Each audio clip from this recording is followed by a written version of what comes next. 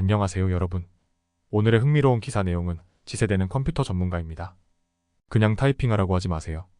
그리고 이스라엘 선제 공격으로 레바논을 공격하기 위해 제트 전투기 100대 파견에 관한 것입니다.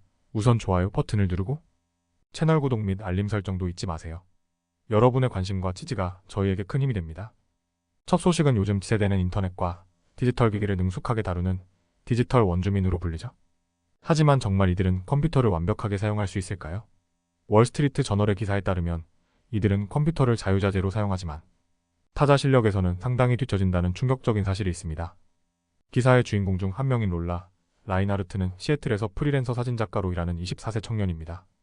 그녀는 컴퓨터로 작업할 때마다 키보드를 하나하나 후어보며 글자를 찾는 모습을 보여줍니다. 라인하르트는 터치 타이핑, 즉 키보드를 보지 않고 타이핑하는 방법을 전혀 배우지 못했다고 합니다. 그녀가 속한 지세대는 컴퓨터에서 무엇이든 할 수 있지만 타자 실력은 예외라는 점을 보여주는 사례입니다. 타자 교육이 부족한 이유는 무엇일까요? 2000년에는 미국 고등학교 졸업생의 44%가 타자 수업을 들었지만 2019년에는 이 수치가 2.5%로 급감했습니다. 타자 교육이 줄어들면서 많은 학생들은 자연스럽게 타이핑 기술을 습득하지 못하게 되었습니다. 이는 교육자들이 지세대가 이미 타자 실력을 갖추고 있다고 잘못 가정했기 때문입니다.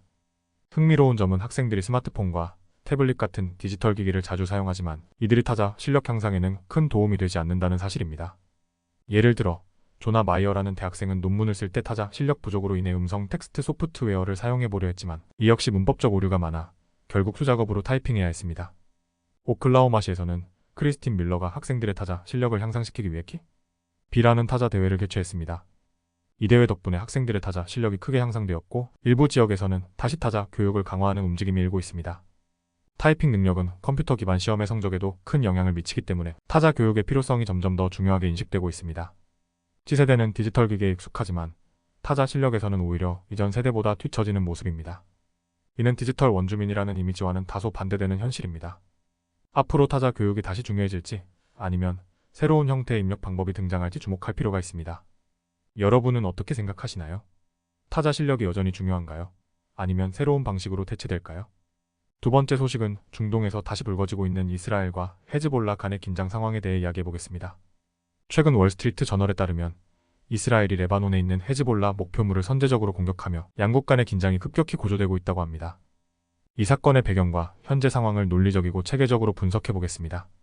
2024년 8월 25일 이스라엘은 약 100대의 제트 전투기를 동원해 레바논의 여러 목표물을 공습했습니다.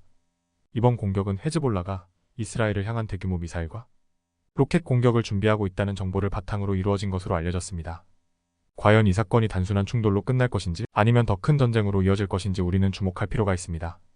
이스라엘은 이번 공격을 통해 레바논 남부의 40개 이상의 목표물을 타격했다고 밝혔습니다. 이는 헤즈볼라가 이스라엘 북부와 중부를 대상으로 한 광범위한 공격을 준비하고 있다는 정보를 바탕으로 한 선제적인 조치였습니다.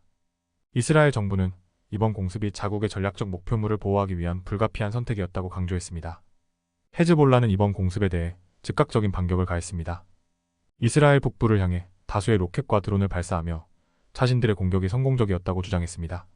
하지만 이스라엘 측은 모든 드론을 요격했고 북부 지역을 제외한 다른 지역에는 큰 피해가 없었다고 반박했습니다. 이스라엘은 200개 이상의 발사체가 레바논에서 발사되었지만 다행히 심각한 피해는 없었다고 밝혔습니다. 이번 사태는 미국과 여러 지역 외교관들이 이스라엘과 헤즈볼라 간의 충돌을 중재하기 위해 나선 가운데 발생했습니다.